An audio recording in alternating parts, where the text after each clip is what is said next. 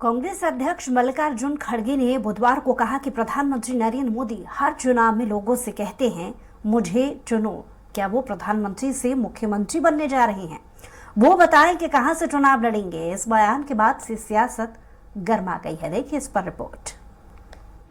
कांग्रेस अध्यक्ष मल्लिकार्जुन खड़गे ने बुधवार को कहा कि प्रधानमंत्री नरेंद्र मोदी हर चुनाव में लोगों से कहते हैं मुझे चुनो। क्या वो प्रधानमंत्री से मुख्यमंत्री बनने जा रहे हैं? वो बताए कि कहां से चुनाव लड़ेंगे। लोग स्थानीय मुद्दों पर वोट करते हैं। लोग मोदी सरकार में महंगाई बेरोजगारी से तंग आ चुके हैं। वहीं कर्नाटक के कलबुर्गी में जब उनसे सवाल किया गया कि क्या 5 राज्यों के चुनाव 2024 के आम चुनावों का सेमीफाइनल होंगे, इस पर खड़गे ने कहा कि ऐसा नहीं है। हर राज्य के अलग अलग चुनावी मुद्दे हैं, उन्हीं के हिसाब से वोटिंग होती है। लोकसभा के चुनाव विधानसभा से अलग होते हैं। नगर निगम का चुनाव हो या लोकसभा का, हर चुनाव में प्रधानमंत्री नरेंद्र मोदी जी लोगों से खुद को चुनने को कहते हैं। खड़गे ने पूछा क्या वह खुद सीएम बनने जा रहे हैं? मेरा मानना है लोग स्थानीय मुद्दों पर नेताओं को वोट देते हैं। जिन्होंने उनके लिए काम किया, लोग उसे वोट करेंगे। वहीं खड़गे ने 2024 लोकसभा चुनाव के लिए विपक्षी गठबंधन इंडिया में शामिल दलों के बीच सीट शेयरिंग को लेकर कहा कि 5 राज्यों में होने वाले विधानसभा चुनाव के बाद इस पर चर्चा की जाएगी। कांग्रेस अच्छा काम कर रही है, हम 5 राज्यों में चुनाव जीतेंगे।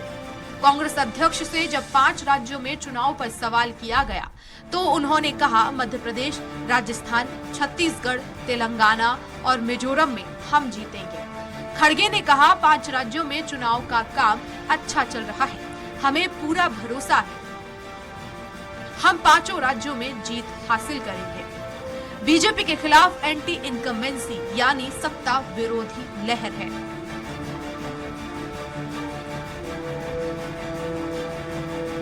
खड़गे ने कहा लोग मोदी सरकार में महंगाई बेरोजगारी से तंग आ चुके हैं। बीजेपी अपने किसी भी वादे पर खरी नहीं उतरी।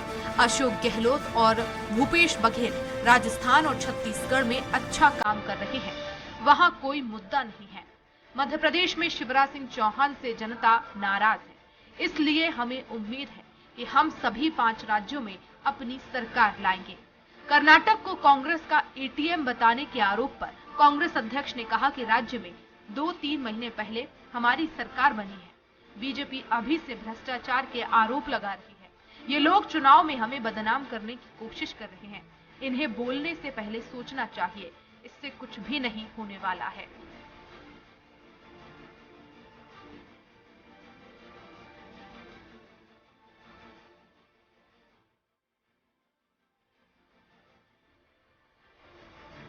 चुनाव आयोग ने 5 राज्यों में विधानसभा चुनाव के लिए 9 अक्टूबर को तारीखों का ऐलान किया था। इन राज्यों में चुनावी प्रक्रिया 27 दिन चलेगी।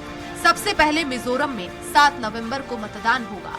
इसके बाद मध्य प्रदेश में 17 नवंबर को मतदान होगा। छत्तीसगढ़ में 2 चरणों में 7 नवंबर और 17 नवंबर को वोटिंग होगी।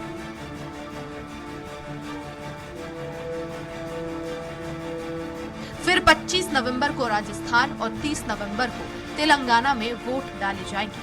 सभी 5 राज्यों में एक साथ 3 दिसंबर को रिजल्ट आएंगे।